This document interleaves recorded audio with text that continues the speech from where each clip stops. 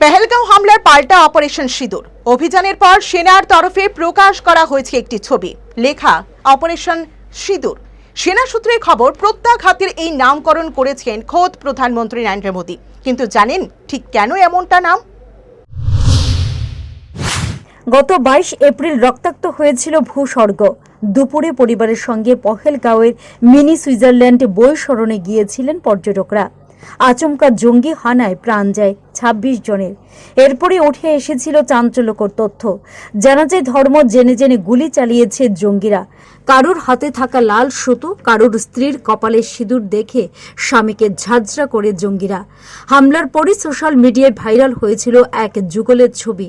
দেখা গিয়েছে সবুজ মাঠের মাঝে রক্তাক্ত অবস্থায় পড়ে এক যুবক, পাশে বসে এক তরুণী। তারপরে জানা গিয়েছিল বিয়ের কয়েকদিনের মাথায় হানিমুনে গিয়েছিলেন ওই যুগল। জঙ্গিদের হাত থেকে রেহাই পাননি তারাও। কয়েক মিনিটের অপারেশনে মুছে গিয়েছিল 26 জনের সিঁথির সিঁদুর। তারই পাল্টা এই অপারেশন। জানা যাচ্ছে 26 জনের সিঁদুরের বদলা মূলত মৃতদের স্ত্রীদের কথা মাথায় রেখেই অভিযানের নামকরণ করা হয়েছে অপারেশন সিঁদুর। সে কারণে সিঁদুরের একটি ও হিসেবে ব্যবহার করা হয়েছে সিঁদুর।